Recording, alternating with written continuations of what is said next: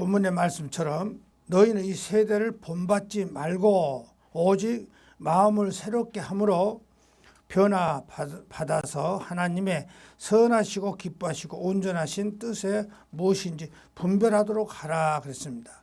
우리가 분별할 줄 알아야 돼요. 성경 말씀을 잘 분별하지 못할 때 어려움이 있습니다. 그래서 디모데후서 보니까 2장 15절에 너가 진리의 말씀을 옳게 분별하여 부끄러움이 없는 일꾼으로 인정된 자로 자신을 하나님 앞에 드리기를 힘써라. 이렇게 말씀이 있습니다. 착하기 쉬운 성경을 우리가 분별하는 이 시간 되시길 바랍니다. 첫째, 일천번제라는 말이 있습니다. 우리는 흔히 교회에서 일천번제라는 이름이 새벽 예배를 일으키는 경우가 많이 보고 있습니다. 그 성경적인 근거를 솔로몬이 일천번제를 예를 들었는데 그러한 용어는 흔히 일천번제의 제물이라는 의미로 사용되기도 합니다. 물론 일천번제 자체를 비난하자는 것은 아닙니다. 일천번제를 새벽 예배를 드리는 그 신앙에 대해서는 존경심을 표현하고도 남음이 있습니다. 깊은 신앙심을 바탕이 되어야 가능한 것입니다. 우리가 보면은 일천번제를 드린다고 해서 잘못된 것이 아니라 깊은 신앙심이 있을 때 일천번제를 들어도 상관없다. 우리가 11조 그러는데 11조를 어떤 교회에서나 어느 목사들도 안 드려도 된다. 물론 성경적으로 보면 모든 절기를 성경에서 보면 모든 절기는 다 폐해졌다. 그러면 추수감사도 없고 맥주 감사절도 없고 또 우리가 보면은 크리스마스 절기도 없고 부활절도 없고 다 폐져버렸다 그 소리야. 아무것도 없다. 오직 하나님을 믿으면 예수님을 믿으면 된다. 그래 어떤 사람은 나 11조 안 내야 되겠어. 성경에 폐져버렸다 않습니까? 그렇게 믿음이 있으면 좋아요. 그것을 말한다 그 소리요. 일천번제를 드리는 것이 나쁘다는 것이 아니라 분별을 못한다는 소리예요. 그러니까 일천번제를 비난하고자 여기서 말하는 소리는 아닙니다. 그러나 일천번제를 새벽 예배 드리는 신앙에 대해서는 존경심을 표현할 수밖에 없어요. 얼마나 좋아요. 새벽마다 일천번제를 드리는데 그건 나쁘지 않잖아요. 일천번제를 드린다는 것을 나쁘다는 것이 아니라 그런 신앙심만 있으면 얼마나 좋아요. 11조를 안 드릴 만한 신앙심만 있으면 얼마나 좋아요. 교회에다 현금을 안 할 만한 그 신앙심이 있으면 얼마나 좋아요. 몰라서 한다고 소리야. 내가 과연 교회에다 현금도 안 하고 11조도 안 할 만한 신앙심이 있을까? 우리가 일천번제를 드리는데 그것을 알고 있으면 얼마나 좋아요. 너무 모른다고 소리야. 오늘 분별하는 것을 배워야 됩니다. 추수감사도 감사도 드릴 것도 없고 맥주절 보리를 걷어들이는 그 절기 그것도 안 해도 되고 부활절도 안 해도 돼요. 그런 만한 신앙심만 있으면 얼마나 좋아요. 대단합니다. 그런 신앙심만 가지면. 그러나 일천번제는 일천번의 번제가 아니라 한꺼번에 드리는 1,000마리의 번제를 말한다는 것을 우리가 알아야 됩니다. 꼭 1,000번제는 100일 기도라는 토속적인 신앙 형태에서 발전하여 1000일 기도라는 3년이라는 용어를 나름대로 성경에서 찾은 것이지만은 성경적이라고 할 수가 없습니다. 이에 왕이 제사하려 기도원으로 가니 거기는 신당이 큼이라. 솔로몬이 그 단에 일천 번제를 드렸더라고 열왕기상 3장 4절에 그럽니다. 공동번역 성경에는 기본에 큰 산당이 하나 있었는데 솔로몬은 늘 그리로 가서 제사를 드렸다고 했습니다. 솔로몬은 그 제단에 번제물을 1000마리나 바친 적이 있다고 열왕기상 3장 4절에 그럽니다. 번제란 소나 양을 불에다가 태워서 드리는 제사로 하나님이 그 향을 흠양하시는 제사입니다. 우리가 일천번의 제가 아니라 한자로 보면은 번수 번자하고 제사 제자를 써서 쓰는 것이 아니라 우리는 일천번제의 제 번수 번자 제사 제자가 아니라 일천번제 구울 번자 태울 번자 제사 제자라고 사실을 알아야만 합니다. 잘 구별이 안 돼요 지금. 먼저 말한 소리는 숫자 번자야. 숫자 번자 제사 제자가 아니고 일천번제는 두 번째 말한 것은 구울 번자 한자로 구울 번자로 쓰고 태울 번자라고도 쓸 수 있습니다. 그리고 제사 제자 이것을 구워서 태워서 하나님한테 드렸다 그 소리요. 날짜로 1000일 동안 그 번수 번자하고 제사 제자가 아니고 태울 번자 제사 제자를 쓰는 거예요. 그러니까 성경을 보면은 한글로만 써 있기 때문에 목사들이 1000일 동안 일천번제를 드려라 이러는데 내가 좀 궁금해요. 목사들이 이것을 모르고 성도들한테 1000일 동안 일천번제를 드리라 할까? 알면서도 돈을 거두기 위해서 한 것인가? 나 좀 궁금해요. 안 궁금해요? 목사들이 이거 모르고 말할까? 날마다 1000일 동안 3년 동안 매일 아침 새벽마다 돈을 내서 일천번제를 들으라 이렇게 성경을 봤을까? 여기서 태울 번자를 쓰고 제사 제자를 써서 태워서 드렸다는 것을 한꺼번에 태웠다는 것을 모르고 말한 것인가? 나 궁금해 지금. 전제를 많이 하는 것 같은데요. 대형교회 목사들 다 그렇게 하거든. 지방에 우리가 전도를 나가면은 그 교회 한 번씩 들어가요. 들어가 보면 주보를 한번 갖고 나옵니다. 그러면 일천번제를 누가 드렸다고 나와요. 그럼 그 목사들이 성경을 그렇게 보고 말한 것인가? 알면서도 돈을 거두기 위해서 그런 것인가? 만약에 알면서도 그렇게 한다면 그 목사는 지옥 가요. 그 성도들 다 데리고 지옥 갑니다. 우리는 일천번의 제 번수번자 제사 제자가 아니라 일천번제 구울 번자 태울 번자 제사 제자라고 해서 이 사실을 알아야만 합니다. 즉 일천번을 드리는 제사를 말하는 것이 아니라 일천번제를 즉 1000마리의 번제물을 말하는 것입니다. 다시 말하자면 1000번의 제사가 아니라 한꺼번에 1000마리를 태워 번제로 드리는 제사를 말한 것입니다. 하나님 앞에 곧 희막 앞에 있는 놋단에 이르러 그 위에 1000 희생으로 번제를 드리더라고 역대하 1장 6절이에요. 역대하 1장 6절을 보면은 개역성경은 1000 희생이라고 번역되어 있습니다. 공동 번역 성경에는 번제물 1000마리라고 번역을 하였습니다.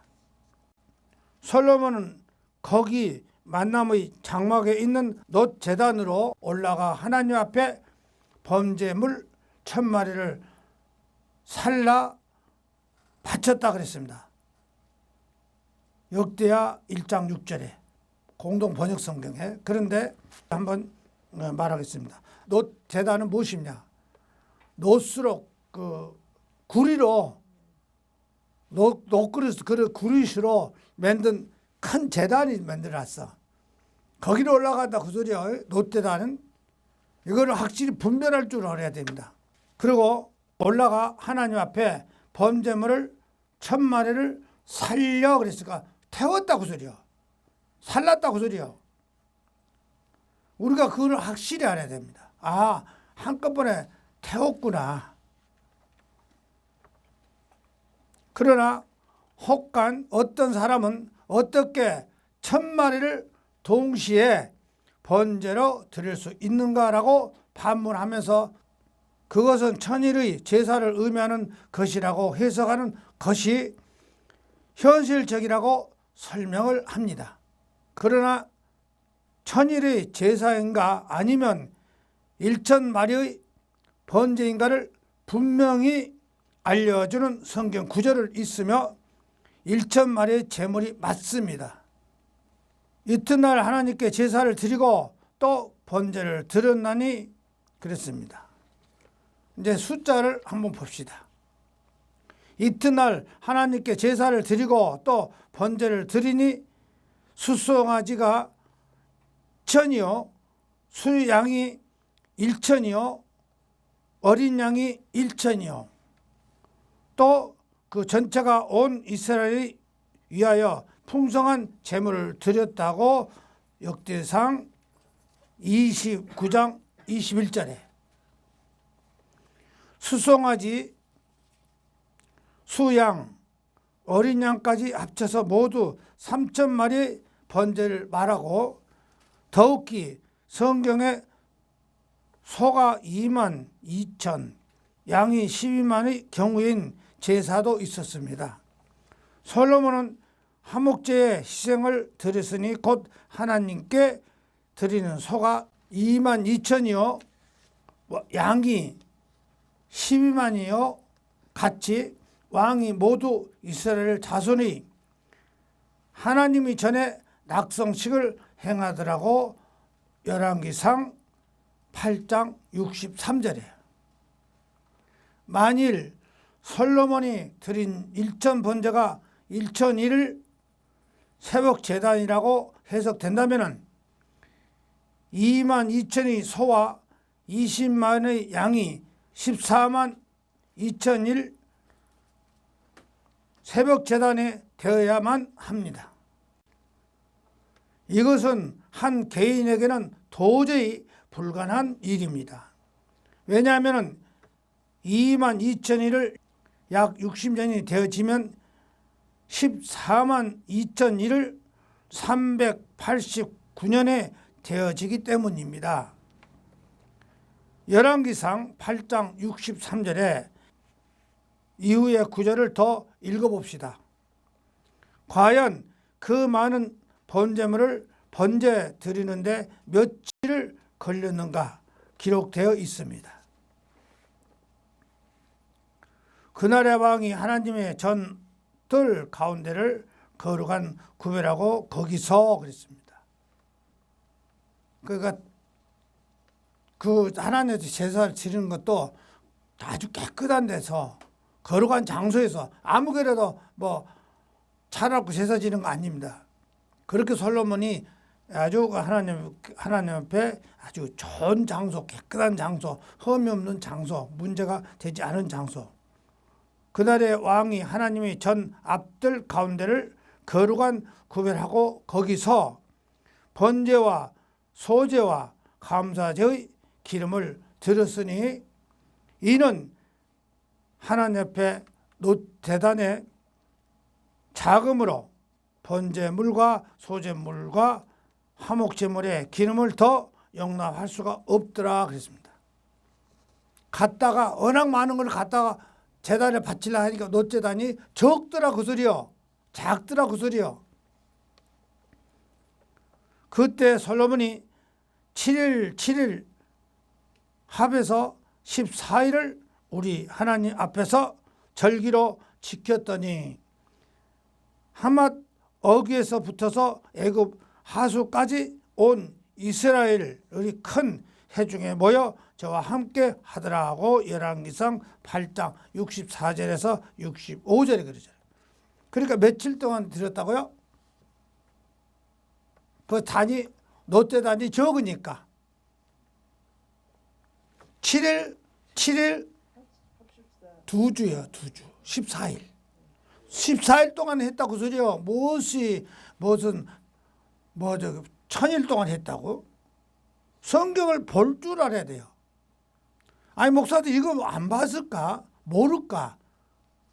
모른다면 바보들이 하고 있어요.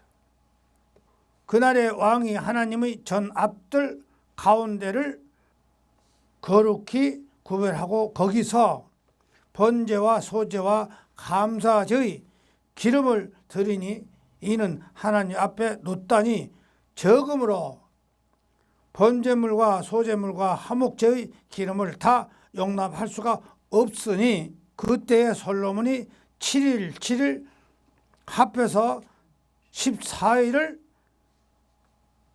우리 하나님 앞에서 절기로 지켰는데, 그러니까 이 14일 동안 잔치를 하니까 사람들이 많이 모였겠어요.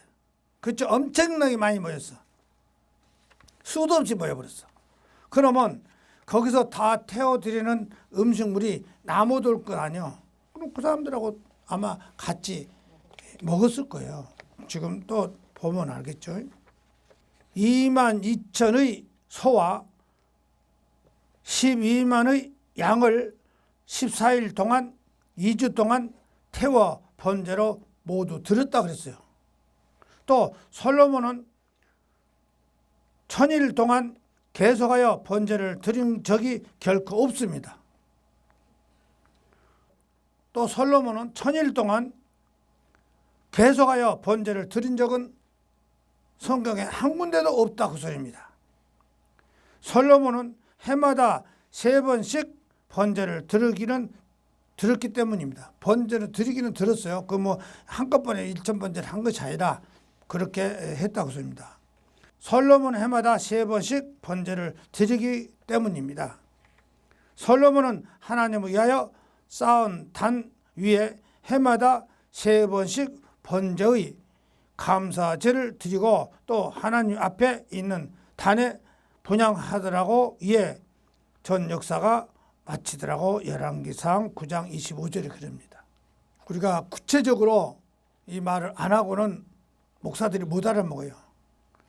솔로몬이 하나님을 위하여 쌓은 단 위에 해마다 3번씩 번제와 감사제를 드리고 또 하나님 앞에 있는 단에 분향하리라고 이에 전 역사가 마치라고 열왕기상 9장 25절에. 일천번제라는 용어에 대하여 잘못된 점은 그보다 더 중요한 것이 있습니다. 오늘날 교회에서 행해지는 대부분의 일천번제는 일천번의 제단을 말하며 다시 말하여 일천번제의 현금이나 일천번의 새벽 예배를 의미하기 때문입니다. 예를 들어 만원씩 3년간을 일천번제 현금을 하여 1000만 원이 조금 없습니다. 이것은 1년에 365만 원이 되면 월 30만 원이 되는데 이것을 일반적인 월급생활 셀러리맨이 11조보다 훨씬 많은 금액이라는 점입니다. 그 사람이 돈 저강 돈보다는 엄청난, 그러면 월급생활 한 사람은 뭐 월급 타가지고 밥도 못 먹고 그것도 다 바쳐도 모자라. 그런 숫자라고 소리예요. 월 200만 원이 월급자가 11조 20만 원과 1천번제 30만 원을 합쳤게 되면은 50만 원, 즉 25%의 현금이 되집니다. 이것을 단연히 지나친 것입니다. 엄청나다 그 소리야. 게다가 일천번제라는 것이 거의 대부분 무속적인 신앙의 형태인 백일 기도와 같이 기복적인 소원을 수반하는데, 그러나 구약의 제사는 기복신앙이 아니라 제사함을 받기 위하여 방편이었습니다. 또 정확히 성경대로 해석하자면 솔로몬은 한꺼번에 일천의 희생물을 번제를 지는 것임으로써 오늘날 한꺼번에 1천만 원의 현금을 내는 것이 다음 성경적인 것이 됩니다. 또 정확히 성경대로 해석하자면 솔로몬은 한꺼번에 1천의 희생물로 번제를 지는 것이므로 오늘날 한꺼번에 1,000만 원의 현금을 내는 것이 더욱 성경적인 것이 된 것입니다. 만일 하루에 100원씩 계산하여 10만 원을 단번에 내는 것을 일천번제의 인정할 수 있는지 묻고 싶습니다. 혹은 그보다 더 가난한 사람이 하루에 10원씩 계산하여 10,000원을 내는 것도 일천번제를 인정되는지 묻고 싶습니다. 그러나 이보다 더욱 중요한 것이 또 있습니다. 그러잖아요. 100원씩 내는 것과 나는 가난하니까 그냥 10원씩만 낼게. 그것도 1천번이야 그 소리야. 10원씩 내는 거. 만약에 나는 없으니까 그냥 1원씩 내겠다. 그것도 1000일 동안이니까 1천번제가 되느냐. 그 말입니다 지금. 그런데 솔로몬은 소를 엄청나게 많이 갖잖아요. 그런데 10원만 되겠어. 소 한 마리가 얼만데. 그런데 만약에 돈이 조금 있는 사람이 100원씩 낸다 해도 엄청난 숫자다. 그런데 나는 없으니까 그냥 10원씩만 낼게. 그러니까 10원씩이라면 뭐냐면 그 형식적이죠. 안 낼 수는 없고 하니까 1000일 동안 하겠다. 그것도 만약에 그렇게 따진다면 10원씩 내는 것이 낫지. 1000일 동안. 그건 부담 없잖아요. 그거 한꺼번에 그냥 10원씩 해갖고 한꺼번에 내도 되겠네. 그러니까 어떻게 그러면 저기 저 일천번제냐. 어떤 것이 일천번제냐 그 소리야. 10원씩 내도 되고 100원씩 내도 되고 없으면 이런씩 모아가지고 내면 돼요. 그것도 일천번제냐 그 소리야 지금. 또한 제사는 이미 번역됐습니다.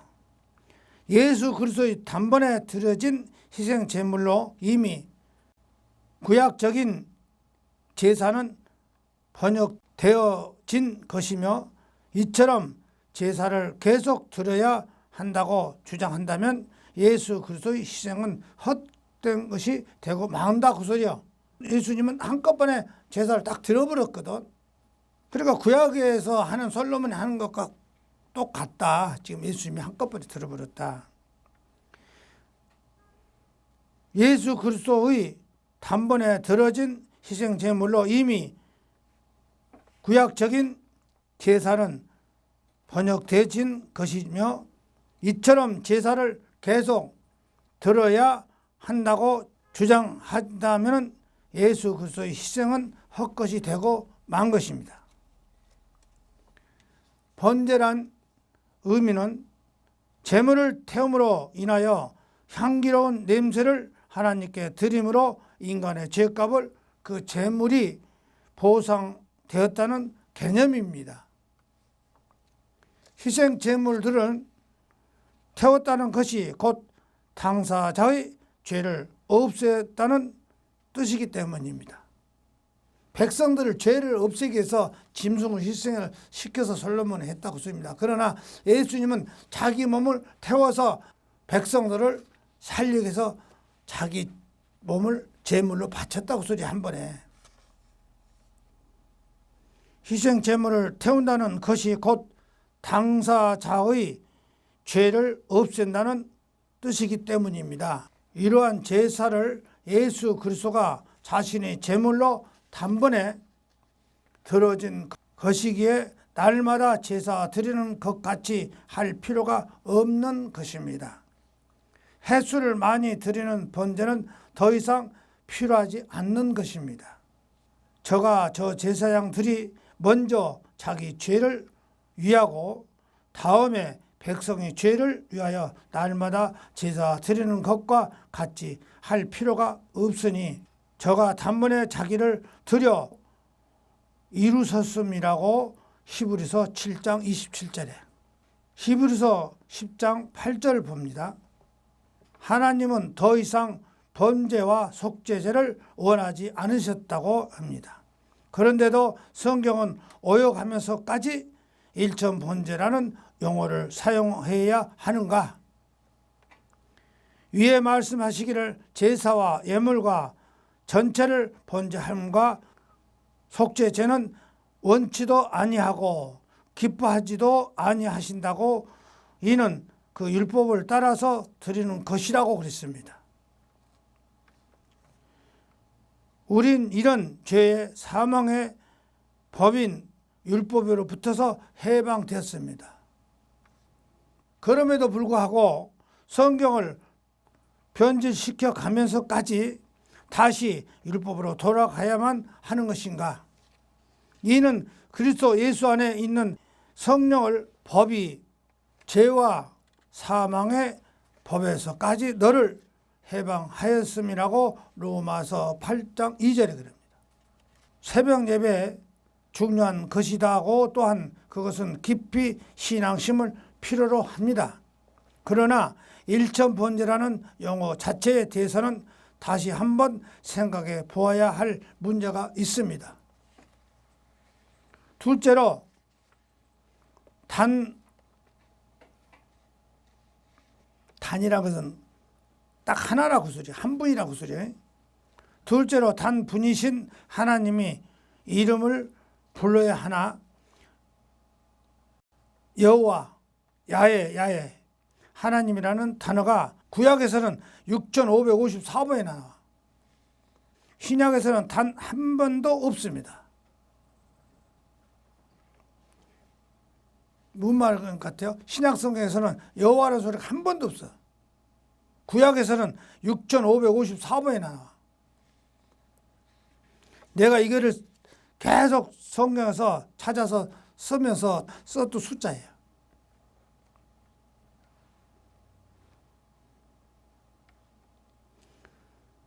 둘째로 단 한 분이신 하나님 이름을 불러야 하나? 여호와, 야훼 하나님이라는 단어가 구약 성경에는 약 6554번이나 나오는데 신약에서는 단 한 번도 없습니다. 신약에서 우리 예수님께서 기도를 가르칠 때에 하늘에 계신 우리 아버지, 영광의 아버지께 마태복음 6장 9절에 또 13절에 단 한 번도 하나님 이름을 부르지 않았습니다. 아버지라고만 부르셨습니다. 아버지, 우리 아버지, 하나님 아버지, 하늘에 계신 아버지라고 부르면서 누가 육신의 자기 아버지를 부르면서 아버지 이름을 부르면서 자기 아버지를 부르실까요? 십계명 제3계명에 하나님 이름을 망령되게 부르지 말라. 출애굽기 20장 7절에 너는 내 하나님 여호와의 이름을 망령되게 부르지 말라. 여호와는 그의 이름을 망령되게 부르는 자는 죄 없다 하지 않으리라 그랬습니다. 여호와라고 부르면 함부로 부르면 죄가 있다 그 소리요. 그런데 여호와 그래. 목사들이 여호와를 안 해요? 근데 내가 설교한 데 보면 여호와라는 소리를 별로 없어요. 안 나와요. 여호와라는 성경 구절을 거기다가 하나님이라고 바꿔놨어요. 하나님이 맞지 여호와라고 부르면 안 돼요. 여호와라고 부르면 망령되는데 그 죄가 없지 않다. 신명기 5장 11절에 킹제임스 성경에는 7번 나오는데 필요한 곳에만 나옵니다. 킹제임스 성경에는 나오긴 나오는데 7번 꼭 필요한 데만 나와요. 왜? 무엇이라고 가르치기 위해서. 창세기 22장 14절에 킹제임스 성경에는 여호와 이레 할 때 나와. 여호와 이레. 출애굽기 6장 3절에 킹제임스 성경에는 나의 이름을 여호와. 출애굽기 4장 15절에 여호와 니시, 사사기 6장 24절에 여호와 살롬, 시편 83장 18절에 킹제임스 성경에 여호와라는 이름을 주만 홀로 그랬습니다. 주님만 홀로 이럴 때 쓴다고 그럽니다. 이사야서 12장 2절에 킹제임스 성경에서 주 여호와, 또 이사야서 26장 4절에 킹제임스 성경에서 주 여호와 이렇게 나옵니다. 그리고 한글 킹제임스 성경에는 창세기 22장 14절에 여호와 이레, 출애굽기 6장 3절에 한글 킹제임스 성경에서 여호와, 출애굽기 17장 15절에 한글 킹제임스 성경에는 여호와 니시, 사사기 6장 24절에 한글 킹제임스 성경에는 여호와 살롬, 시편 83장 18절에 한글 킹제임스 성경에는 홀로 여호와. 그러니까 혼자라 소리요. 이름이 없다 소리요. 세 번째, 축복과 복. 우리가 기도할 때에 하나님 축복해 주세요라고 합니다. 그러고 나서 응답 받았다고들 합니다. 축복과 복과 축복은 분별하여 기도하셔야 합니다. 복이란 말씀이 창세기에 약 44회, 이것도 제가 일일이 성경에서 확인해 갖고 찾아서 써놓은 거거든요. 확인한 거예요. 복이란 말씀이 창세기에 약 44회, 축복이란 말씀이 창세기에 약 31회, 합해서 복과 축복이 두 단어가 창세기에만 약 75회가 나옵니다. 창세기 14장 19절에 살레망 멜기세덱이 아브라함에게 축복하여, 그리고 축복을 창세기 14장 19절과 24절 60절에 리브가에게 라반과 부두엘이 축복하여 가로되 우리 누이여 너의 천만의 어미가 될지라. 창세기 27장 7절에 어미 리브가가 남편 이삭에게 작은 아들 야곱에게 축복한다고 했습니다. 이 성경 구절을 다 될 수는 없고, 다 되려면 시간이 많이 걸리니까 그냥 창세기 27장 4절에서 7절 또 10절 19절 이렇게 많은 숫자가 나옵니다. 야곱이 바로에게 축복하고 48장 9절에서 쭉 나옵니다. 그리고 그것이 약 31회가 나옵니다. 축복한다는 소리가. 그러면 누가 누구에게 축복을 했냐고 소리입니다. 사람이 사람한테 할 때 축복이라 그럽니다. 그래서 많은 숫자가 나오는데 그 숫자가 이것을 성경에서 보면은 약 31회가 나와요. 창세기 27장 4절에서 7절에, 창세기 27장 4절에서 7절에 이미 리브가가 남편 이삭에게 작은 아들 야곱에게 축복하게 하고 있습니다. 한다 그렇습니다. 다시 한번 보겠습니다. 창세기 27장 4절에서 7절에 이미 리브가가 남편 이삭에게 작은 아들 야곱에게 축복하게 한다 그랬습니다. 그것이 약 31회. 사람과 사람 사이를 하나님께 비는 것을 축복이라고 합니다. 로마서 12장 14절에 너희를 핍박하는 자를 축복하고 축복하고 축복하라 축복하고. 그러니까 사람이 사람한테는 축복이라고 그래요. 하나님한테 빈다고 소리입니다. 로마서 12장 14절에 너희를 핍박하는 자를 축복하라 축복하고 저주하지 마라. 너를 핍박하는 자를 너는 그 자를 위하여 하나님께 축복을 빌어주고 저주하지 마라 그랬습니다. 복은 구약 성경에 약 168회가 나옵니다. 이제 아까는 조금 전에는 축복에 대해서 나오고 이제 복에 대해서 나옵니다. 복은 어떻게 하는 것인가? 축복은 구약 성경 속에 약 168회가 나오는데 신약 성경 속에는 약 47회가 나오는데 합하여서 약 215회가 나옵니다. 축복은 구약 성경 속에서는 약 72회가 나오고 신약 성경 속에서는 약 10회가 나옵니다. 합하여 약 82회가 나옵니다. 민수기 6장 22절에서 24절에도 보면은 여호와께서 모세에게 말려 가라사대, 그러니까 하나님께서 사람에게 하는 것은 이제 봅시다. 뭐라고 했는가? 민수기 6장 22절에서 24절에도 보면은 여호와께서 모세에게 일러 가라사대, 23절에 아론과 그 아들들에게 고하여 이르기를 너희는 이스라엘 자손을 위하여 이렇게 축복하여 이르되, 24절에 여호와의 내게 복을 주시고 너를 지키시기를 원하니, 27절에 그들이 이같이 내 이름으로 이스라엘 자손에게 축복할지니 내가 그들에게 복을 주리라.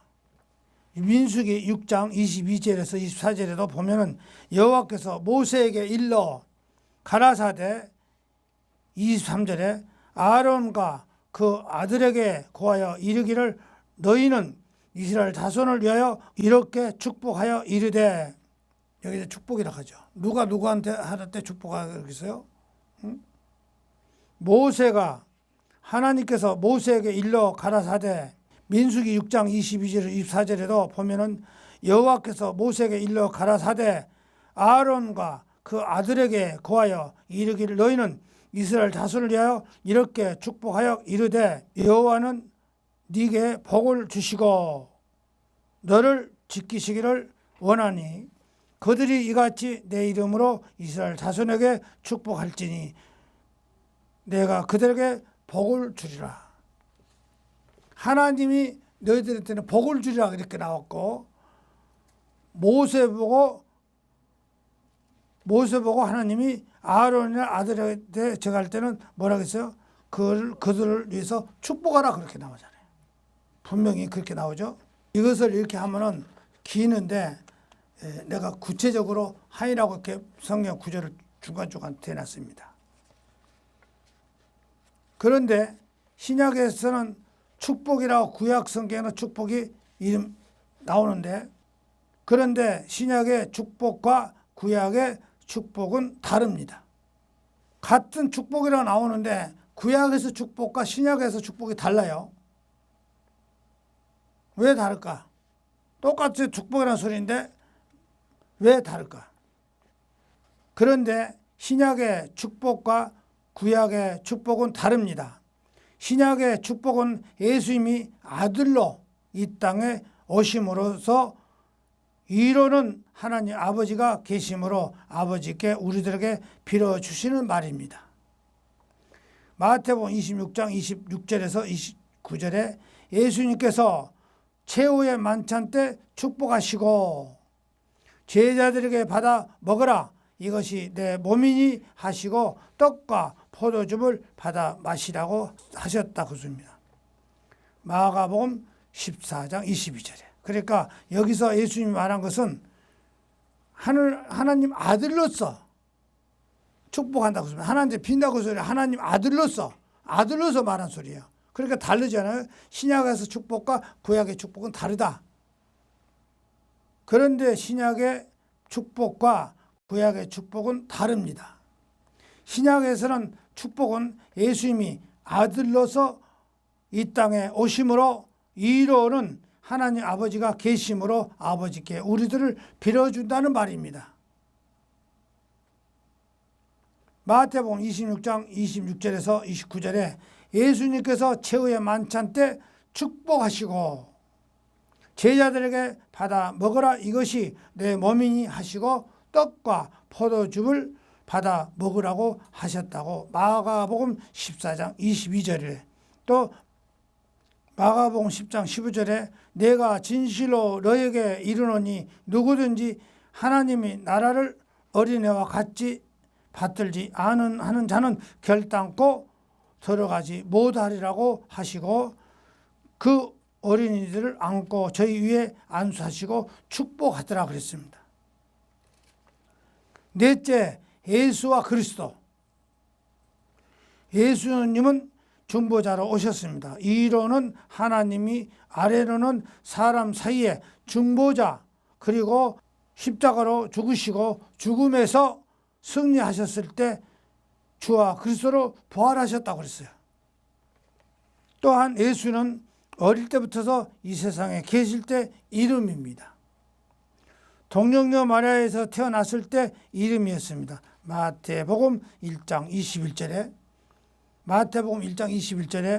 아들을 낳으니 이름을 예수라 하라는 그가 자기 백성을 저희 죄에서 구원할 자라고 하심이라는, 그래서 예수님은 언제까지 예수라는 동정녀 마리아의 태에서 있을 때 십자가 후 무덤에 묻힐 때까지 예수라고 그랬습니다. 지금도 예수 이름으로 기도했습니다? 아닙니다. 그렇잖아요.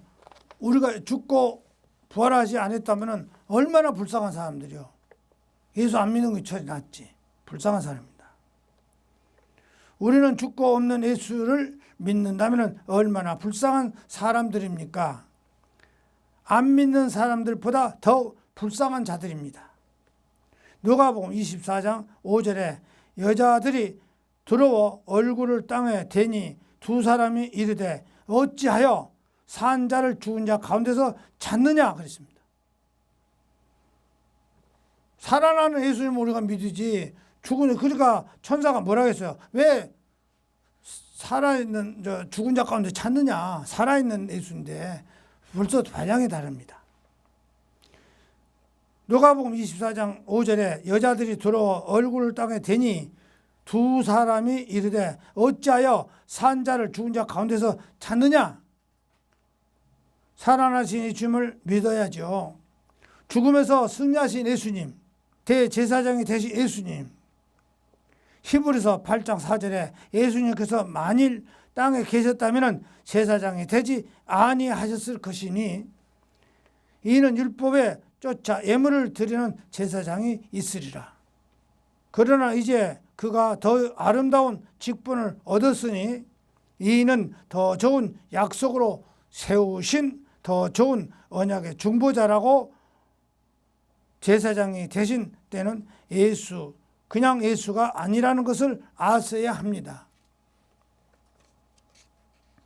지금도 예수님 이름으로 기도했습니다. 아니죠. 무덤에 있는 예수가 아닙니다. 3일 만에 십자가 후에 부활하신 예수님은 그냥 십자가에서 죽으신 예수님이 아니라 주와 그리스도가 부활하셨으니, 우리가 기도를 할 때 예수 이름으로 기도했다고 많이 하는데 그거 잘못하고 성경대로만 하면 됩니다. 그러나 성도들은 멋지게 기도한다면 우리 주 예수 그리스도의 이름으로 기도가 하면 틀림없습니다. 성도들은 멋지게 기도한다면 우리 주 예수 그리스도의 이름으로 기도가 될 것 같습니다. 초대교회 탄생 때에 전하는 말씀을 사도행전 2장 38절에 베드로가 가로되 너희가 회개하여 각각 예수 그리스도 이름으로 침례를 받고 죄사함을 받으라. 그리하면 성령을 선물로 받을 것이라 그랬습니다. 무덤에서 죽어서 승리하신 예수님 하나님께 주와 그리스도가 되게 하셨습니다. 즉 대제사장이 되신 예수님을 말한 것입니다. 어두움 무덤에서 승리하신 우리 주 예수 그리스도의 이름으로 왜 기도를 안 하십니까? 예수님 제자들도 성전에 있을지 집에 있는지 그냥 예수라고 가르치지는 않았다고 씁니다. 예수님의 제자들이 성전에 있었든지 집에 있든지 그냥 예수라고 가르치지 않았습니다. 사도행전 5장 42절에 저희가 날마다 성전에 있든지 집에 있든지 예수는 예수가 그리스도라고. 분명히 제자들도 그렇게 가르치잖아요. 그런데 우리는 예수 이름으로 기도했습니다. 지금 제자들도 예수라고 그냥 예수라고 안 가르쳤어요. 예수님 제자들도 성전에 있든지 집에 있든지 그냥 예수라고 가르치지 않고 사도행전 5장 42절에 저희가 날마다 성전에 있든지 집에 있든지 예수는 그리스도라고 가르치기와 전도하기를 쉬지 아니하더라 그랬습니다. 베드로가 복음을 전할 때 어떻게 했습니까? 사도행전 2장 14절에 베드로가 11 제자와 같이 서서 소리를 높여 모든 사람들이 내 말을 귀를 기울여라. 이 말을 여러분들에게 알게 가르쳐 줄 것이니 내 말을 들으라고 합니다. 베드로와 요한이 법정에서도 당당하게 대답하여 말씀을 증거합니다. 사도행전 4장 10절에 너희와 모든 이스라엘 백성들을 알라. 너희가 십자가에 못 박고 하나님이 죽은 자 가운데서 살리신 나사렛 예수 그리스도의 이름으로 이 사람이 강건하게 되어 너희 앞에 섰느니라고 그랬습니다. 사도행전 4장 4절에 말씀을 듣는 사람들 중에 믿는 자가 많으니 남자와 여자 수가 약 5천이나 되었다고 했습니다. 여자와 어린애까지 합하면 더 많은 숫자가 될 것입니다. 여기서 남자만 했습니다. 사도행전 4장 12절에 다른 일에서는 구원을 얻을 수 없나니 천하 인간이 구원을 얻을 만한 다른 이름을 우리에게 주신 일이 없음이라고 했습니다. 베드로가 본래 학문이 배움이 없는 평범한 사람인 줄 알았는데 범인이란 것은 잘 모른다는 소리입니다. 그러나 범인으로 사람인 줄로 알았다가 이상히 여겼다. 아니 잘 모르고 아무것도 모르는 사람으로 알았는데 범인으로 알았는데 알았다가 이상하다. 훌륭한 사람이네 말을 한데 보니까 그 소리입니다. 지금. 그래서 성령을 받으면 그렇게 됩니다. 범인 이 글자가 무릎범자 사람인자 범인이라고 합니다. 그래서 범인 무릎범자 사람인자로 알았다가 이상히 여기며 물론 전에 예수님과 함께 있던 것은 알았지만은 베드로와 요한이 기탄 없이는 꺼리낌 없이 그 소리입니다. 베드로와 요한이 기탄 꺼리길 길자 꺼리길 탄자 그래서 기탄이라고 합니다. 베드로와 요한이 기탄 꺼리길 기자 꺼리길 탄자 없이 말함을 보고 사도행전 4장 13절에 저들이 이 말을 듣고 마음에 찔려 우리가 어찌할꼬 하거늘 사도행전 2장 37절에 예수 그리스도 이름으로 침례를 받고 죄사함을 얻으라고 하면서 성령의 선물로 받았다고 했습니다. 사도행전 2장 38절에 신령한 주님의 말씀을 정직하게 똑바르게 철저히 밝게 밝히시는 것을 말합니다. 그 시대를 따르라 보소입니다. 지금 신령한 주님의 말씀을 정직하게 똑바르게 철저하게 밝게 밝혀서 전하는 시대입니다. 정확하게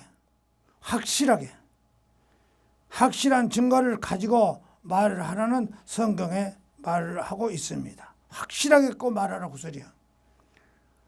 확실한 증거를 가지고 말하고 성경을 말하고 있습니다. 확실한 증거를 어디에다 초점 맞춰둡니까? 확실한 증거를 어디다 맞춰야 그 소리입니다. 확실하지 않고 지금 목사들이 아무래도 갔다가 일천범죄 하나 이러니까 확실하게 알아 그 소리야. 지금 축복과 복도 확실하게 알고 그 소리다. 예수 그리스도를 확실히 알고 말하는 소리야.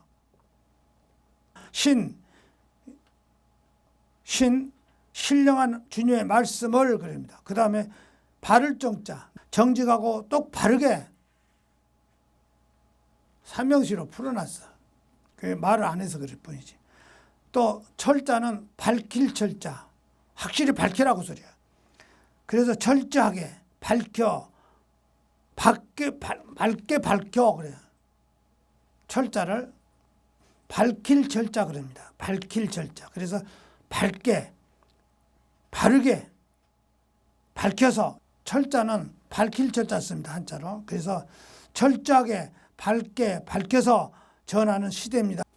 그런 시대에 지금 철저하게 밝혀야 돼. 지금 철저하게 안 밝히면 엉망진창이잖아요. 뭐 일천범죄도 내라. 성경을 제대로 안 밝혔을까 그러지. 정확히 밝혔으면 이 소리를 할 수 있냐고요. 그렇지 않아요.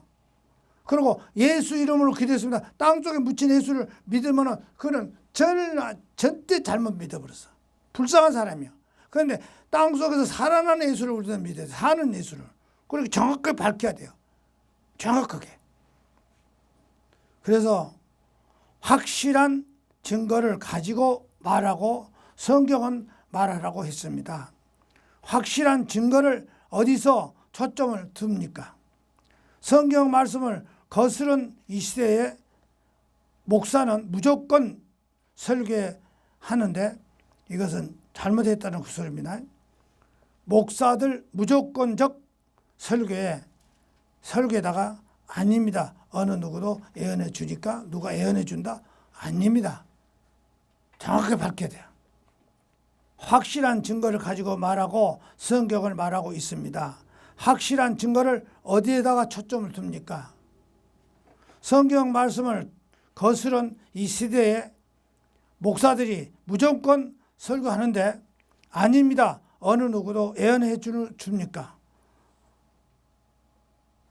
아니며 어느 누구가 예언을 해 줍니까? 아니죠. 성경이죠. 사도행전 2장 40절에 또 여러 말로 확증하며 확실할 자 증자 또 확실한 증거를 권하며 가로되 너희가 이 패역한 거스를 패자 거스를 역자 성경 말씀을 거스른 이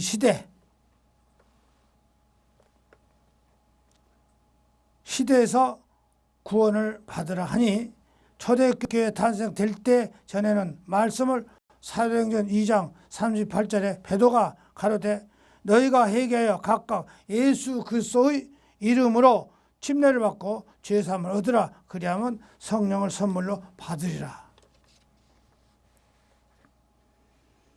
무덤에서 죽으셔서 승리하신 예수님 하나님께서 주와 그리스도가 되게 하신 즉 대제사장이 되신 예수님을 말합니다. 어두운 무덤 속에서 승리하신 우리 주 예수 그리스도의 이름으로 왜 기도를 안 하십니까? 주와 그리스도가 되셨습니다. 사도행전 2장 36절에 그런즉 이스라엘 온 집에 정령 알지니 너희가 십자가에 못 박힌 이 예수님을 하나님이 주와 그리스도가 되게 하셨니라고 하니 여기 이 말씀이 이상해요? 잘못됐습니까? 여기 이 말씀이 이상해요? 잘못됐습니까? 이스라엘 모든 사람들에게 분명히 말합니다.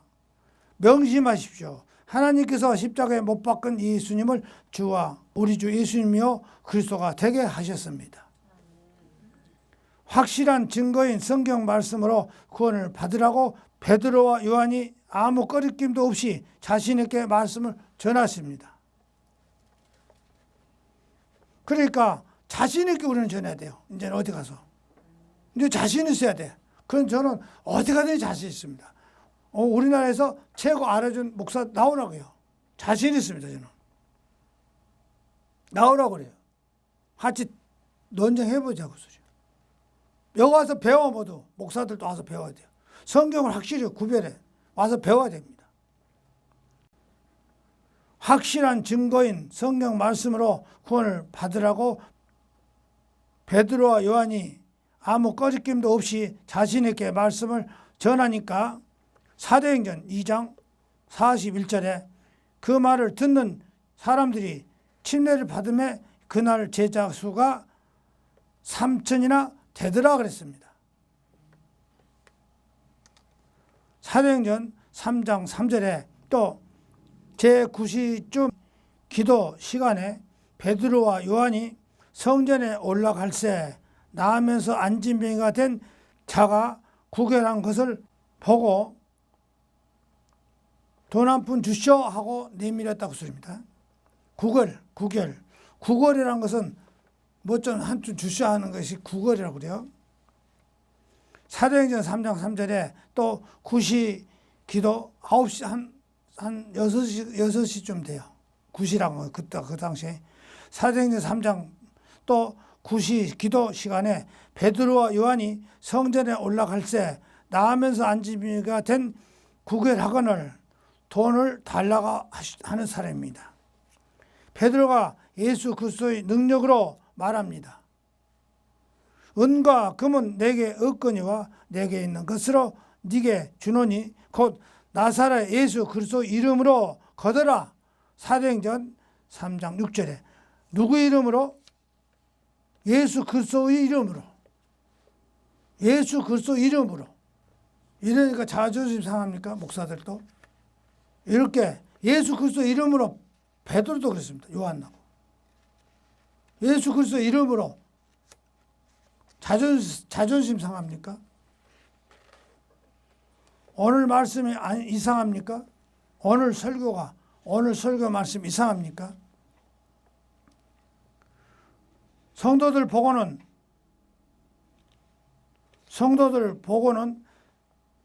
자아가 깨져야 한다고 하면서 목사들이 먼저 본을 보여야 한다는 것입니다. 뭐 자존심 상해요? 예수 그리스도 이름으로 기도하라니까 자존심 상해요? 성경에 안 그래요. 베드로 요한이 글 안 했잖아요. 그 오늘날 목사들이 자존심 상합니까? 오늘 말씀 이상해요? 성도들 보고는 자아가 깨져야 한다고 하면서 목사들은 먼저 본을 보여야 하죠. 그까짓 자존심이 뭐예요? 무조건 아멘 해야 합니다.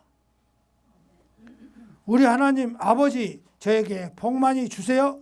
거룩하신 우리 주 예수 그리스도 이름으로 기도 틀렸습니까? 아멘입니다. 왜 아멘이 안 돼요? 유명한 목사가 아니니까? 큰 교회 목사가 아니니까요? 웃기고 울리고 안 해서 은혜가 안 됩니까? 지금 성경대로 가르쳐 주면 잘못입니까?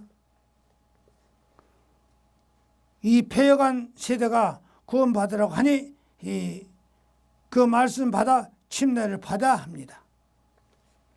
하늘에서 온 천사라도 복음 외에 다른 복음을 전하면 저주를 받을지라고 갈라디아서 1장 8절에서 9절에 기록하고 있습니다. 베드로후서 1장 20절에 먼저 알 것은 경의 모든 애언은 신약 성경 말씀을 사사로 풀 것이 아니라 애언에 언제든지 사람의 뜻으로 낸 것이 아니요 오직 성령의 뜻으로 감동하심을 입는 사람들이 하나님께 받아 말한 것이라고 하셨으니 인위적으로 억지로 풀지 말라는 것입니다. 베드로후서 3장 16절에 성경 말씀이 알기 어려운 것이 더러 있으니 무식한 자들과 믿음이 굳세지 못한 자들이 다른 성경과 같이 그것도 억지로 풀다가 스스로 멸망한 이른다고 했습니다. 멸망한다. 어떤 자들은 사도 바울도 때로는 그리스도 예수라고 했다고 하지만 거꾸로 하는 자들이 있습니다. 내가 그리스도 예수 그리스도라고 이렇게 했더니 어떤 목사는 바울은 거꾸로 했다고 그래서 거꾸로 해요. 거꾸로 하는 성질이 아니에요. 어떤 자들이 사도 바울도 때로는 그리스도 예수라고 했다고 하면서 거꾸로 하는 자들이 있습니다. 그러나 거꾸로 된 말을 분별할 줄 알아야 합니다. 바보고 밥살이라고 한다면 아직 밥이 안 됐다는 말입니다. 그리스도는 구약의 메시아에 대한 신약의 호칭입니다. 복음서에 많이 나타나는 그리스도, 구약에서 이미 예언됐습니다. 요한계시록 11장 15절 또 12장 10절에 그의 그리스도로 옮기고 있다고 했습니다. 예수 그리스도에게 있어서 예수와 그리스도라는 두 이름을 실제로 바꿔 부를 수 있는 성질이 것이 아닙니다. 예수는 할례시 아기에게 주어졌던 이름이라고 누가복음 2장 21절에 그럽니다. 그러나 그리스도라는 직분이 언급되고 있는 구절은 이해할 때는 특별히 하나님과 사람 사이에 화목자로서 중보자이신 구세주 직임을 영광시켜서 생각해야 합니다. 종종 바울은 이들이 순서를 바꿔 사용하기도 했다고 그리스도 예수 참조하시기 바랍니다. 로마서 3장 24절과 8장 2절에서 39절에 다섯째, 기름을 부음을 받는 자. 구약에서 팔레스타인들이 사용한 사람이 준비된 것으로 감람류, 오리브 기름, 식용, 치료제, 불을 밝히는 기름, 또한 기름 부음을 행하는 거룩한 의식의 중요한 재료로 사용됐다고 출애굽기 29장 7절에 간류를 가져다가 그 머리에 부어 바르고 모세시대 성막과 언약궤를 기록한 그릇들, 출애굽기 30장 26절에서 30절에 성직자 특히 제사장들도 그 직무를 수행하기 전에 기름을 받았다고 출애굽기 40장 13절에서 15절에 그럽니다.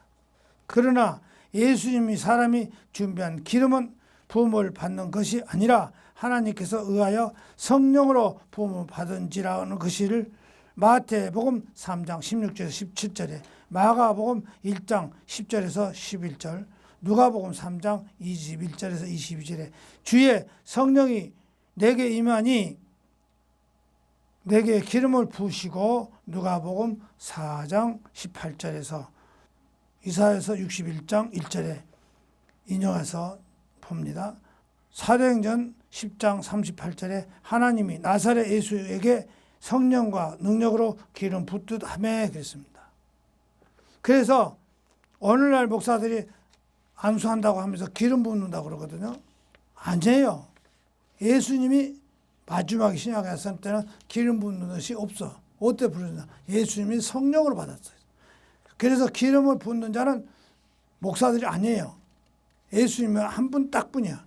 그런데 목사들은 기름 붓다 그래요. 기름 붓 썼다고. 하나님이 기름 붓는 종이라고 그래요.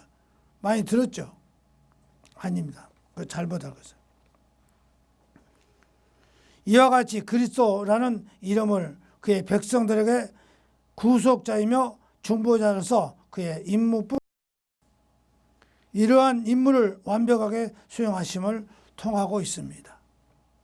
사도행전부터서 계시록까지 끝절까지 대부분 주 예수 그리스도의 이름으로 영광, 은혜, 변함없는 사랑, 은혜가 너희 심령을 등 사도행전 28장 30절에 등 많은 구절이 나옵니다. 우리 그리스도인들은 오직 성령대로 하여야 합니다. 그래야 복받습니다. 어느 전파가 여기에 중요하다는 보다는 성경대로 말씀하시되 가르쳐 주는 것이 중요하지 않습니까? 맞으면 아멘 하셔도 되고 안 해도 되고 합니다. 저는 아멘을 억지로 하라고 하진 않습니다. 유도하지도 않습니다. 성경 말씀에 맞으면 속으로도 다 아멘 하시죠. 큰 소리를 안 해도 됩니다. 예수는 구세주 이름입니다. 그리고 주는 예수님이 성부 하나님과 마찬가지로 만유의 주인이심을 뜻하는 칭호입니다. 그리스도를 기름 부음을 받는 자 누가복음 4장 18절에 대제사장 직분 칭호입니다. 히브리서 4장 14절에 그러므로 우리에게 큰 제사장이 있으니 승천하신 자 곧 하나님의 아들 예수라고 우리가 믿는 도리를 곧게 잡으셨다 했습니다. 바르게 틀어져 잘 믿음 생활을 잘못하니까 예수님이 다시 똑바로 잡아줬다. 우리가 똑바로 잡아야 돼. 잘못한 것을. 오늘날 목사들이 그렇게 안 하니까 문제입니다. 그리스도는 기름 부음을 받는 자 누가복음 4장 18절에 대제사장이 직분 칭호입니다.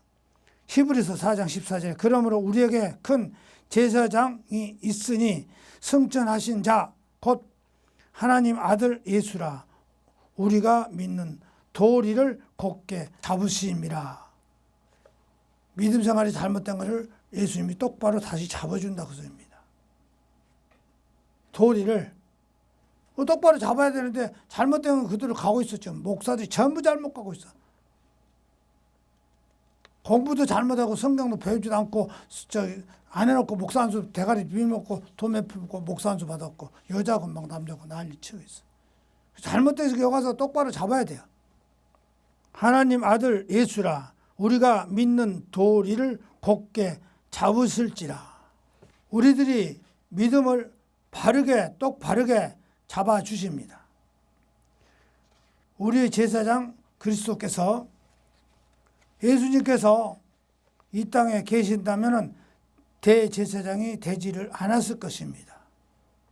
히브리서 5장 5절에 또 이와 같이 그리스도께서 제사장이 되심도 스스로 영광을 취하심이 아니요 오직 말씀이신 이가 저더러 이르시되 너는 이 아들이니 내가 오늘 너를 낳았다고 하셨습니다. 우리가 성경을 제대로 똑바로 알고 있어야 돼요. 믿음 생활할 때. 오늘날 교회도 잘못 다니고 잘못된 문제가 많습니다. 대제사장이 되심도 스스로 영광을 취하심이 아니요 오직 말씀이신 이가 저더러 이르시되 너는 내 아들이니 내가 오늘날 너를 낳았다고 하셨습니다. 우리 주 예수 그리스도가 되신 것은 하늘에 오르시기 때문에 대제사장이 되신 것은 히브리서 8장 1절에 이제 하는 말이 중요한 것이 이러한 대제사장이 우리에게 있는 것이라고 그가 하늘의 위임을 보좌 우편에 앉아 계셨다고 그랬습니다. 우리가 성경을 배우면서 자꾸 구별할 줄 알아야 돼. 같이 비슷한데 착각해 버려. 비슷하니까 못 알아먹어. 히브리서 8장 1절에 하는 말씀이 중요한 것이 이러한 대제사장이 우리에게 있는 것이라. 그가 하늘에서 위엄의 보좌 우편에 앉으셨으니 4절에 예수님께서 만일 땅에 계셨다면 제사장이 되지 아니하셨을 것이니 이는 율법을 쫓아 예물을 드리는 제사장이 있을 것이라. 이 땅에 계시면 그 구약 성경 법대로 제사장 제물을 드릴 것이다. 태워서 드리고.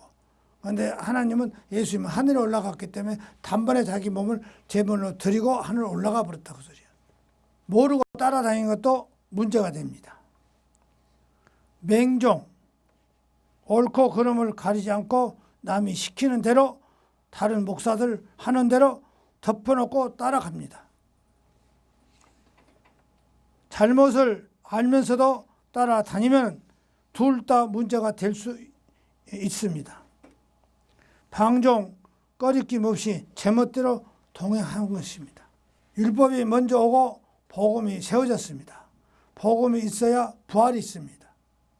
모세는 여호수아를 가나안 땅에 들어갔습니다. 이 모든 것은 예수 그리스도의 원리를 담고 있는 것입니다. 그러니까 구약이 있고 그 안에서 다시 신약이 복음서가 세워졌다고 소리요. 율법이 먼저 오고 복음으로 세워졌습니다. 죽음이 있어야 부활이 있습니다. 모세는 여호수아로 가나안 땅에 들어갔습니다. 이 모든 것이 예수 그리스도를 원리를 담고 있는 것입니다. 이렇게 우리는 세상을 볼 때 보이는 것과 보이지 않은 것이 둘 다 보여야 합니다. 마찬가지로 예수와 그리스도, 성령의 차이를 구별할 줄 알아야 됩니다. 따라서 예수님을 믿는 것과 예수 그리스도를 믿는 것이 천지 차이입니다. 예수만 말하면 번제단 있는 마당만 밟고 가는 것입니다. 법궤가 있는 지성소까지 가야 합니다. 법궤 안에 무엇이 있습니까? 바로 돌판, 즉 말씀입니다. 그래야 말씀하신 그리스도와 연합할 수가 있습니다. 우리는 예수님을 믿는 것이 아니라 예수님과 함께 죽고, 그렇잖아요. 우리는 예수님을 믿는 것이 아닌 예수님과 함께 죽고 부활한 그리스도와 함께 사는 것이라고 갈라디아서 2장 20절에. 주의 종은 그리스도가 아니면은 결코 기름 부음을 받는 자가 아닙니다. 기름 부음을 목사에게 적용해서 그로 말한다면은 목사는 스스로 기름 부음을 받는 자면 하나님 앞에서 감히 불경을 저지르게 말할 수가 있냐 그 소리야. 하나님 앞에서 왜 그런 나쁜 소리를 할 수 있냐 그 소리야. 기름 부음은 종이라며. 예수님이 그런 나쁜 행동을 합니까? 스스로 기름을 받는 자라면은 하나님 앞에서 감히 불경을 저지르지 말아야 합니다. 그것은 교회가 아닙니다. 목사 기름 붓는 자가 아닙니다. 요컨대 성경을 보고 또 보고 100번 고쳐봐도 목사는 절대로 기름 붓는 자가 아닙니다. 더욱 어처구니 없는 것은 목사가 기름 부음을 받는 자로 자처한다면 자신이 그리스도라는 그됨을 자인하는 결과가 되는 것입니다. 그리스도라는 칭호는 인간이 윤리 도덕으로 모범적인 삶에 살았다거나 사회적 행위를 구원한다고 하더라도 인간에게 부여할 수 없는 고유의 명사입니다. 그런데 어떤 사람은 그런 사람이 있어요. 자기가 예수고 제사장이라고 그리스도라고 하여튼 큰일 난 소리예요. 그걸 잘 구별을 못하니까 그래요. 그리스도라고 칭호는 인간이 윤리, 도덕으로 모범적인 삶을 살았다거나 사회 정의에 구원한다 하더라도 인간에게 부여할 수 없는 고유의 명사입니다. 그리스도는 영원하신 하나님을 계시하기 위하여 구약 성경에서 언약하신 존재며 언약을 성취하기 위하여 표적의 성격을 갖고 있는 칭호입니다. 그러므로 기름 부음을 받았다는 말은 함부로 남용해서는 안 됩니다. 더욱이 목사가 기름 부음을 받는 자로 자처해서는 안 됩니다. 그런데 목사들 기름 부음 종이라고 많이 해요. 목사는 가르치는 은사를 지닌 자로서 성경을 가르치는 교사이지 기름 부음 받는 자로 오신 그리스도가 아닙니다. 목사가 임직할 때 안수받은 것이 복음 전파의 사역에 함께 동역한 것이므로 맹세하고 증거하시는 차원이지 목사가 안수를 받을 때 기름을 받는 것은 결코 아닙니다.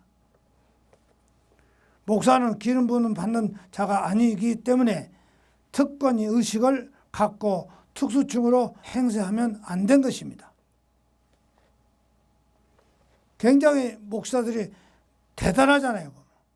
오늘날도 지금 대단해요. 그 목사들이. 특수증 아니에요. 자기들한테 무슨 특수증을 준 줄 알아요? 가르치는 그것만 갖고 가르치면 돼요. 목사는 기름을 받는 자가 아니기 때문에 특권 의식을 갖고 특수충으로 행세하면 안 될 것입니다. 또한 신약교회 모든 은사를 동등하기 때문에 차등화되어 있지 않다는 것도 명심해야 합니다. 목사는 가르치는 은사를 지닌 교사로서 교회의 행정수반으로서의 역할을 수행하는 것이며 성도들을 명령하거나 군림해주는 자세가 아니라 말씀의 권위로 교회를 견고히 세워나가는 임무를 담당해야 합니다. 그리스도 외에는 어느 누구도 하나님께 나갈 통로가 될 수가 없으며 어떤 지책으로도 성도들을 대신하여 하나님께 나갈 수는 없습니다. 따라서 모든 인간은 기름 부음을 받는 그리스도를 자처하거나 그와 유사한 행위를 성도들을 기만하는 등 특권층을 군림하거나 해서는 안 됩니다. 때문에 오늘날 목회자들이 자신들이 구약세대의 제사장들처럼 일반 그리스도인들과 또 하나님 앞에서도 신분조차 다른 것처럼 잘못 생각하든지 거들먹거리서는 절대 안 된다고 소리입니다. 때문에 오늘날 목사들이 자신들이 구약시대의 제사장들처럼 일반 그리스도인들과 하나님 앞에서의 신분조차 다른 것처럼 잘못 생각하든지 거들먹거려서는 안 되는 것입니다. 전까지만 하더라도 우리는 교회에서 목사를 가리켜 하나님의 기름 묻는 받는 종이라고 부르는 소리들이 쉽게 접할 수가 있었습니다. 기름 묻는 종이라고 쉽게 말했잖아요.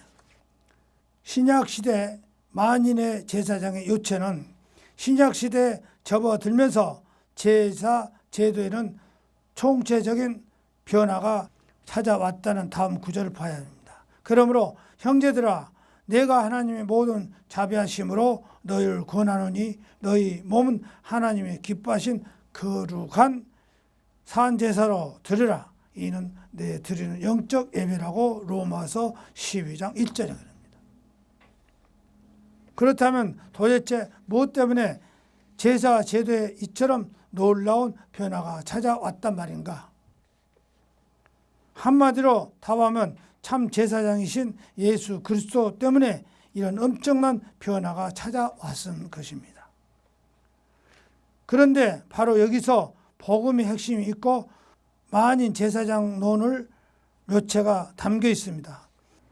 예수님은 메시아 중에 메시아여 구약시대 인간 중보자로서 제사장, 왕, 선지자의 그 완성으로 오셨습니다. 따라서 그는 우리의 참되고 정직한 제사장이기도 한 것입니다. 끝으로 제사장으로 오신 예수님.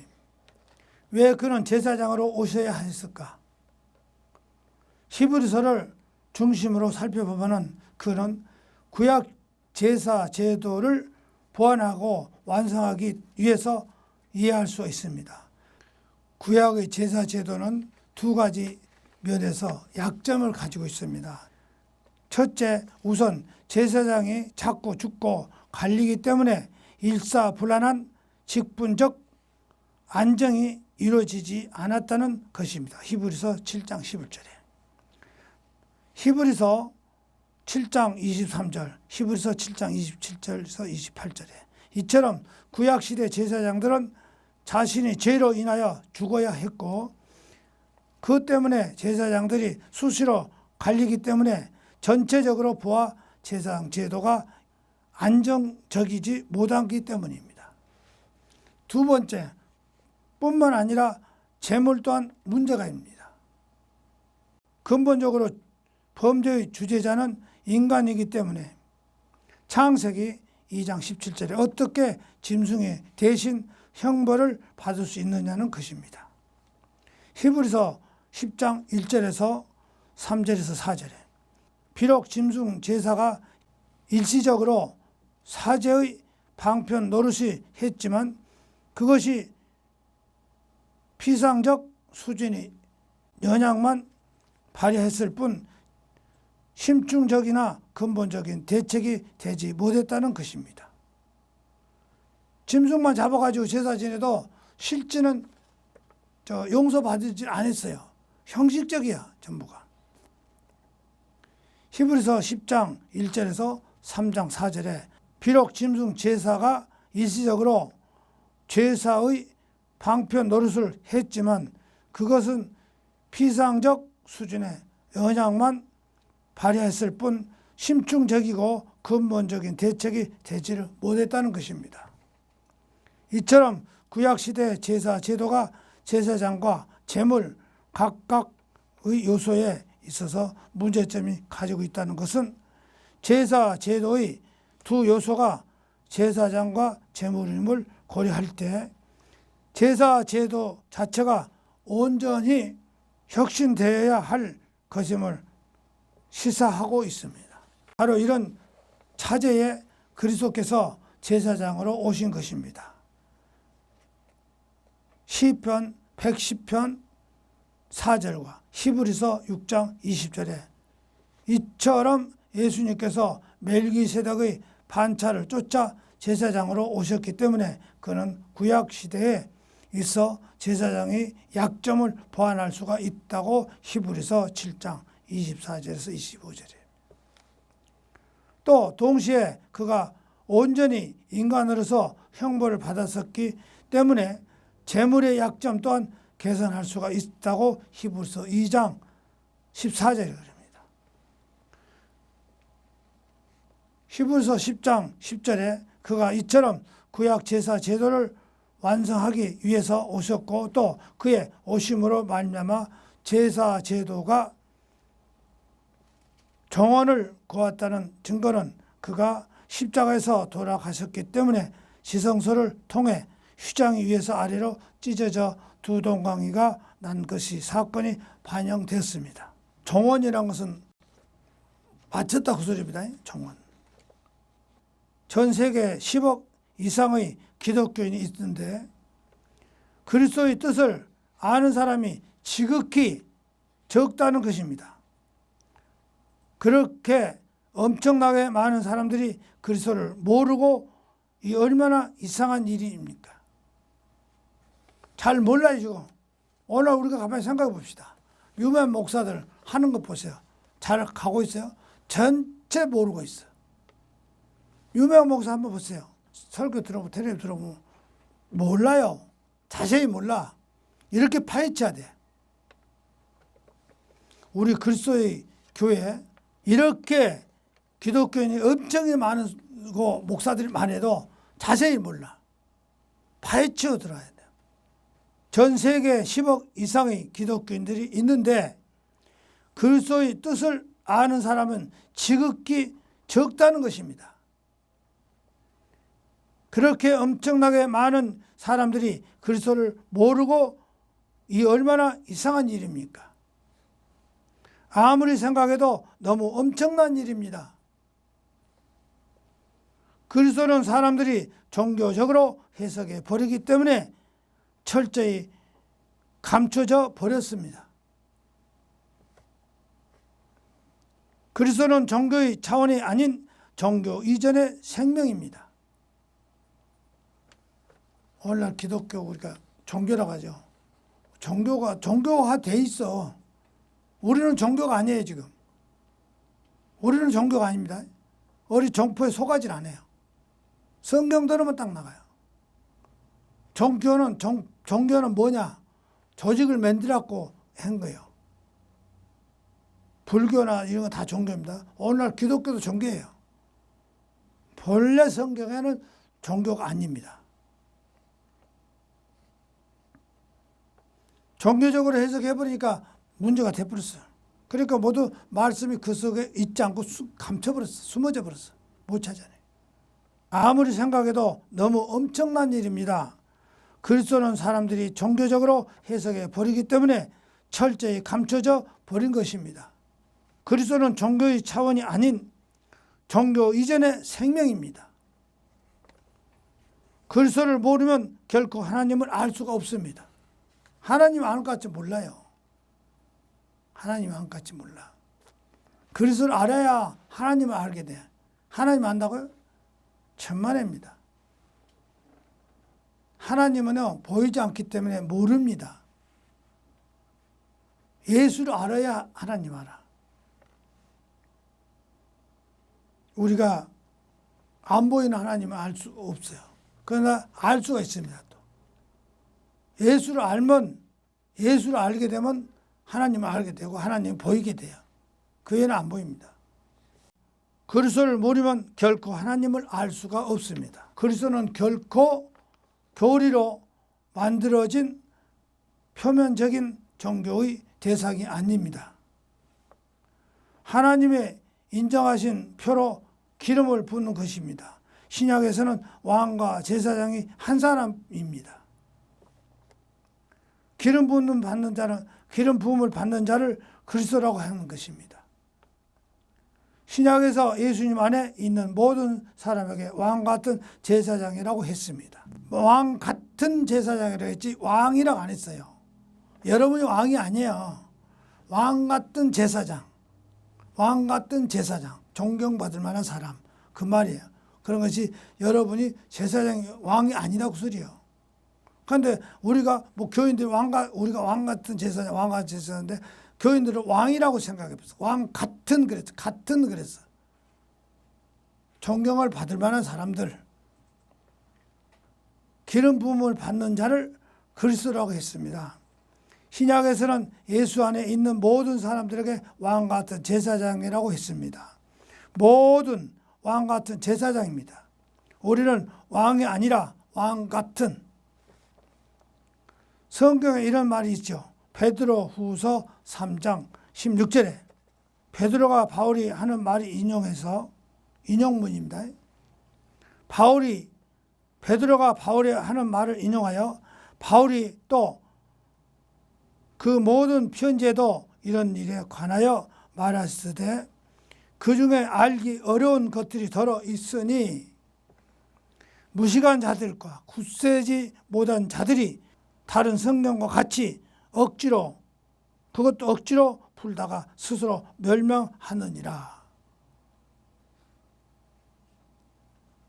여기서 굳세지 못한 건 무슨 말을 갖죠? 굳세지 못한 믿음으로 자리를 딱 잡지 않은 사람.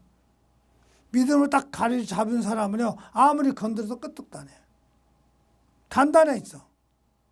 시험을 들어 안 듭니다. 조그만 돌멩이는 건들면 넘어지고 흔들려 버려요. 그런데 큰 바위는 아무리 때려도 끄떡도 안 해. 딸싹도 안 해. 왜? 굳어져 있어.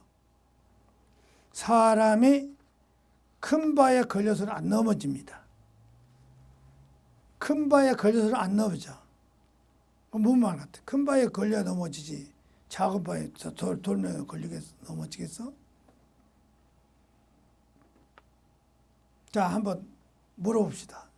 작은 바위에 넘어지겠어? 큰 바위에서 넘어지겠어? 넘어지면 길을 가다가 걸렸어. 왜? 왜 작은 바위에 넘어질까? 큰 바위에 걸려야 넘어지면. 굴러지잖아. 응? 굴러지니까 넘어질 수밖에 없잖아.